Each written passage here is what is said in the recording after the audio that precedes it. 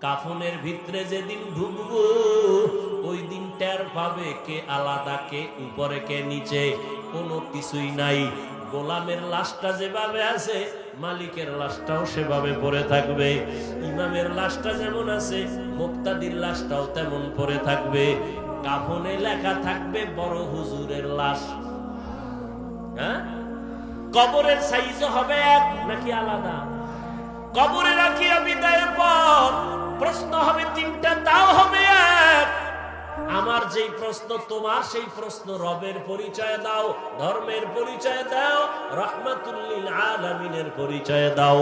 ও বাবা, আজকে আমি টুপি মাথায় না দিলে লজ্জা লাগে। তুমি কেমন মুসলমান যে তোমার টুপি দিতে লজ্জা লাগে?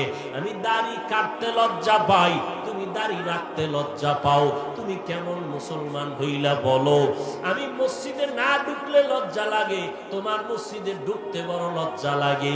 আমি পর্দা না করলে লজ্জা পাই, তুমি পর্দা করতে লজ্জা পাও। বলো বাবা, তোমরা কি সঠিক, আমরা ব্যাঠিক, নাকি আমরা সঠিক তোমরা ব্যাঠিক, না কোরআন মিথ্যা? কি ভাইবা আমাদের কথাগুলো ফালায়া দিতেছো? ভাবতেছো কি বাবা এখনো কি মরবা না? তোমার চোখের সামনে ছাত্র জনতার আন্দোলনে কত তাজা তাজা প্রাণ চলে গেল যুবক যুবতীর। ও আল্লাহর বান্দা, তুমি যে বাঁচবা কোনো গ্যারান্টি আসেনি। এমন একটা দিন নাই হুন্ডায় অ্যাক্সিডেন্ট হয় যুবক মরে না। পানির ভিতরে তাকাও যুবকের লাশ। ঘুমের বিছানায় কত যুবক মরেনি? তুমি যে ঘুমাও, তুমি যদি ঘুমের মধ্যে মরিয়া যাও আল্লাহর আদালতে কি জবাব দিবা? মনটাকে জিজ্ঞাসা করো, আল্লাহর কোরআন সত্য নেই? এই যুবকরা ঘুমাও, বল আল্লাহর কোরআন সত্য নেই? এই যুবক, আমিও তো তোর মতো প্যান্ট শার্টটাই লাগায়া দাড়ি কাইটা যদি চলতাম কেউ আমারে বাধা দিত না।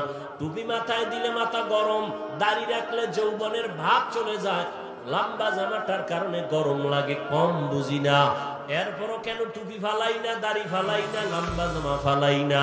সরকার আমগো ভাতা দেয় আলাদা না, বরং সরকারও চায় টুপিওয়ালাদের মুখে তালা দাও, টুপি ফালায় দাও, সব ল্যাংটা বানায় দাও। হুজুর টুজুরের দরকার নাই। বিভিন্ন চক্রান্ত, এত কিছুর পর কেন টুপি ফালাই না, দাড়ি ফালাই না? বরং পাও দৌড়ে দৌড়ে তোমাদেরও বুঝাই, অথচ তুমি আমার 1 টাকার বেতনও দাও না, বরং তুমি দাও গালি, দাও তুমি বকা, বিরোধিতা করতে থাকো। এরপরও কেন মাথা নত করিয়া তোমার কাছে বিনয়ের সাথে পাও দৌড়ে বুঝাই, নামাজটা পড়ো বাবা, দাড়িটা লম্বা করো, মা বাবার দোয়া নিয়ে চলো। এর একমাত্র কারণ আল্লাহর কোরআন পড়িয়া দেখলাম নবীর কথায় কোনো মিথ্যা নাই। আমার নবী 63 বছর হায়াতে কোনো মিথ্যা বলেন নাই। ও আল্লাহর বান্দারা, আমার আল্লাহর কোরআন সত্য। ওই কোরআনে জান্নাতের বয়ান আছে, তাও সত্য। আল্লাহর কোরআনে জাহান্নামের বয়ান আসেনি? স্বীকার কর, আছে। জাহান্নামের বয়ান